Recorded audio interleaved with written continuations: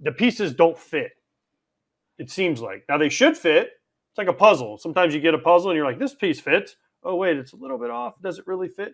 That's the thing with the Mets. It seems like their pieces haven't completely come together. Now, my other thing I have with the Mets, and you guys tell me if Buck, right? Buck Showalter is the manager, and he's a great manager, managed and almost won everywhere, never won the big one.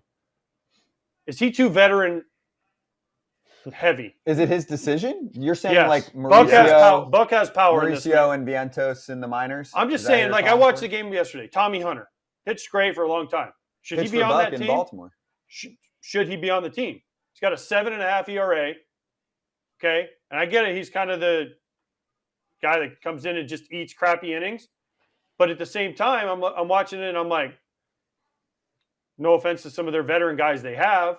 Even if throwing a Vogelbach, he's not doing much. No, I even agree. a Tommy Pham, who don't get mad, Tommy. I love you. You're a great kid. But I'm right. I'm just wondering. We just talked about it with the Brewers. The young guys that brought energy, they keep some of the older guys on their toes. And even when we talk to like Rodney Tellez and some of the other Brewers, they say these guys, Christian Yelich, like, man, I love having these guys around because they're, Corbin Burns, we got 2 sinks in the bathroom. Like, that's funny. You're an idiot, right? You need some of those guys. The Mets tried with Alvarez. I don't know what kind of guy he is, Beatty. But even Escobar, he's not doing anything. He's just kind of clogging a roster spot for him. And I love Eduardo. He's one of my favorite teammates. Mm-hmm. At what point, if you're the Mets, do you say, okay, we're giving it back to Escobar, we give it to a guy in AAA? What point do you do the White Sox 12 moves in one day? Yes, I'm just to mix it up. I mean, sounds extreme, but no, I get it. My rebuttal on Tommy Hunter specifically is the Mets don't have a ton of depth in their minor league system, especially on the pitching front. So you're just picking guys up somewhere right now? Like it's not easy to get bullpen guys in mid-May. Where are you finding them? Who are they? They lost their main man in Diaz, right? They don't have great pitching depth. Their top-heavy team in general right now is just how it is, and they have mortgaged some of their future over several years now in trades. I don't think AJ's talking about pitching depth.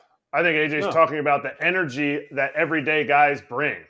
And sometimes when it's all veteran guys, I completely agree. I look at this roster, and maybe I look more at like Buck, because that's just how Buck is. He's loyal maybe to a fault when the team's not playing well. He's like, I'm going to trust these guys, the back of their cards, all the same stuff that I've been saying. But you watch the team and you're like,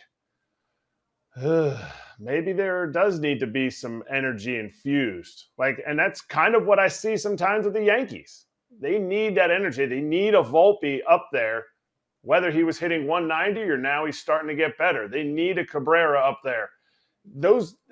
It's hard to say, but the double sync thing from Gus Varland it really is what, it builds the team. It gets you through 162 games. And right now, this is when you need those times. Like, you don't need a rookie the entire season. I'm saying you need guys during this time when everybody's weirdly dragging in May. You should be dragging in July, but you need that energy. And I don't think they have that spark right now.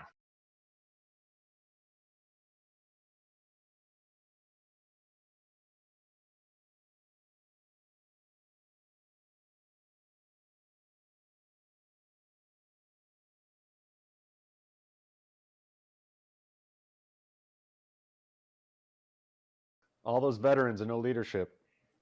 Ooh. Well, you played with Lindor. Is he a leader? I'm going to repeat it again. All those veterans and no leadership. If everybody's a veteran there, you're kind of just under the assumption that everybody's taking care of their business and going about the things the right way. But you kind of need someone to be those bumper pins kind of on each side. If people start getting out of line a little bit, it helps keep people in order and in track and focus on the same thing. Everybody gets a little comfortable because there's all veterans and you don't really have to worry about what you're doing because it's like you can do no wrong. You kind of forget that little being on edge when you're a young guy and you're like, oh, I don't know if a veteran saw me or I shouldn't be doing this. You lose that kind of should I be doing the right thing mentality.